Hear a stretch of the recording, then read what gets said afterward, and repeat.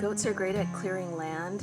They like to eat trees and shrubs, and they like to peel bark with their teeth. And so if there's trees that are established, they can debark them and the trees will naturally die. They're great at opening up spaces where it's hard to get bigger equipment in. They can walk in. I've had my goats open up areas for different things like lo'i and garden spaces. They follow easily, and is why I've got into packing. They like to browse along the way, along the paths. They also create fibers that we are able to use, like cashmere, to make sweaters. I have one goat that has produced cashmere fiber.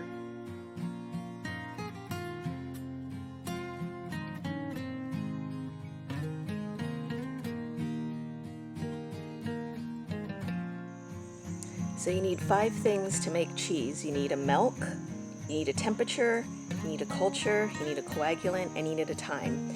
Any of those things together, you can make different kinds of cheeses with different textures and different flavors. One of my favorites is Chev. I like to spread Chev on crackers. It's a nice, smooth, spreadable cheese that you can add herbs from your garden into, and it's a great, fresh, everyday cheese.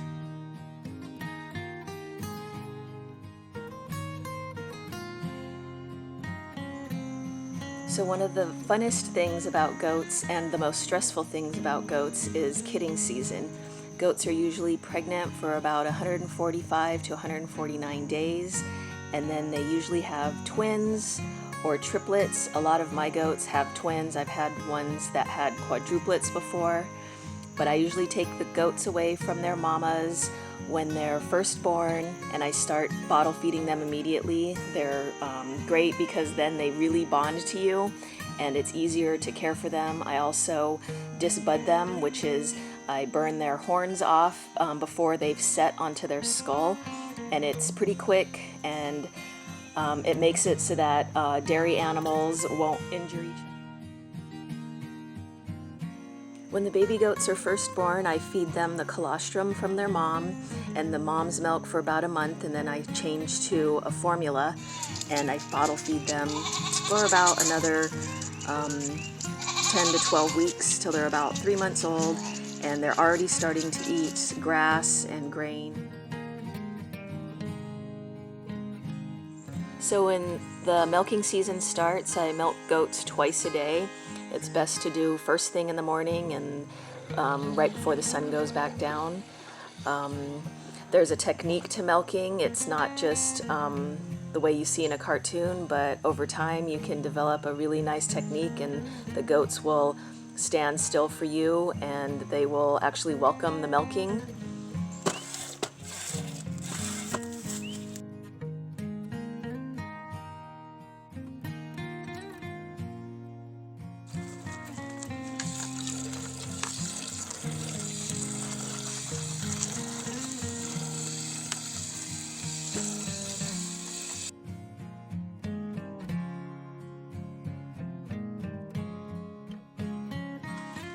Goats only have bottom front teeth. They don't have top front teeth. And they use their bottom teeth for skinning bark.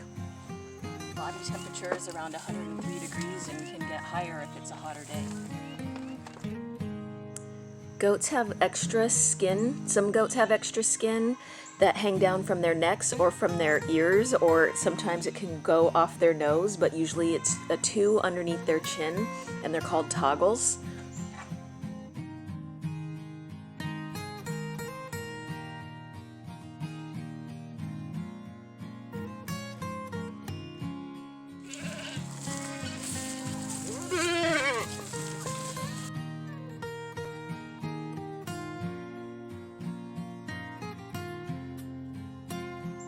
My grandparents had a dairy farm during the plantation days in Honomu, and they called it the Shiroma Dairy.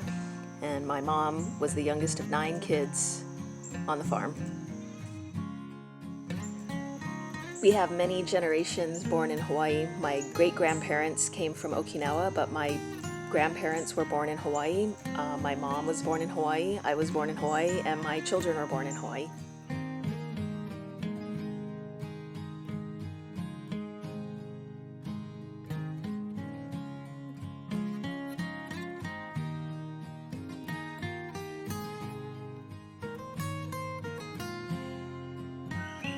Some health concerns with goats are hoof rot. You got to keep the hooves trimmed really nice and short because dirt and mud and goat poop will accumulate under their long hooves and have a breeding ground for bacteria.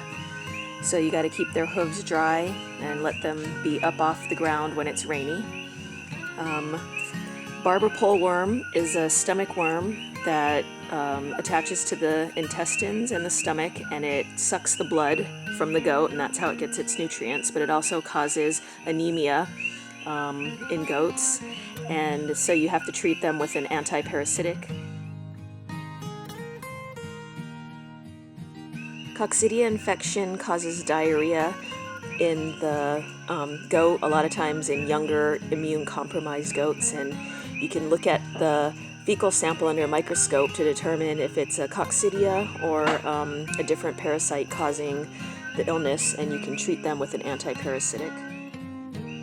Navel joint ill is caused by bacteria going up the umbilical cord when a baby has a fresh pico, and to prevent the bacteria from getting into the bloodstream and lodging in the joints, you have to dip their pico in iodine right after they're born, and the pico separates from the placenta. There are many varieties of goats. Nubians, they're desert animals. They tend to be in more dry weather.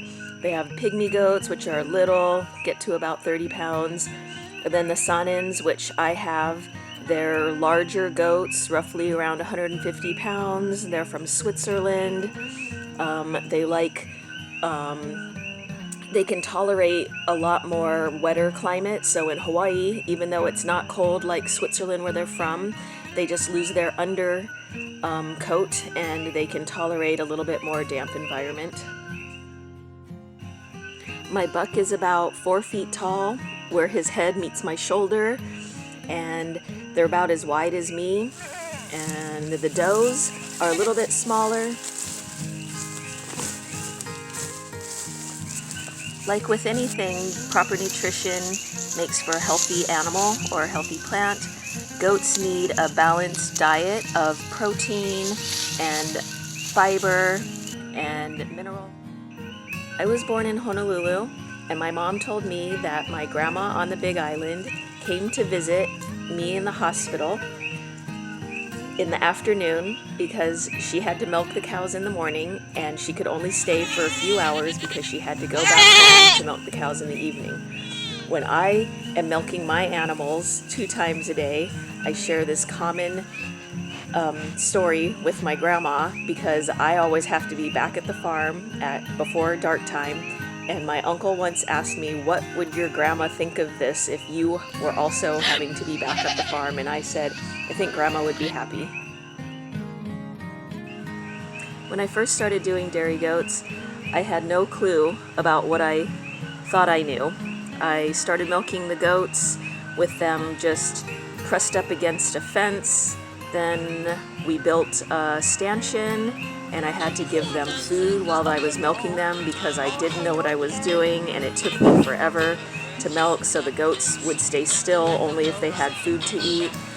Then I moved them to a different pasture, and I didn't have a stanchion, and so I just started playing with how I was going to make them be calm enough and trusting enough so that I could milk them. And I figured that I would just feed them all at once, and when they were full, they would all be content, and then I could start milking them at random. And now I can just walk up to any of my goats and I can just start milking them. They are pretty at ease with me, and they're content and they're not afraid. And I also have more experience being around goats, so I'm not as nervous when they start to kick if I'm milking them. I just keep on doing my business, and I just pretend that I'm a baby goat and they accept me milking them.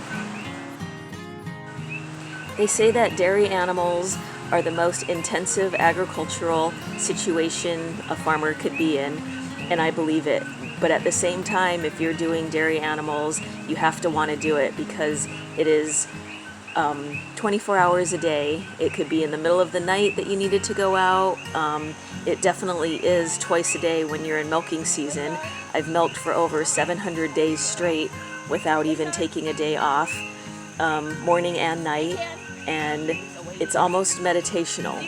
It's a routine that I have easily fallen into, where morning I do it, night I do it, and if I don't show up, the goats will cry for me and they'll call for me and they will let me know that it's time for me to do my job. I've been a goat herd for almost 10 years, and I think dairying is just in my blood, and I love goats.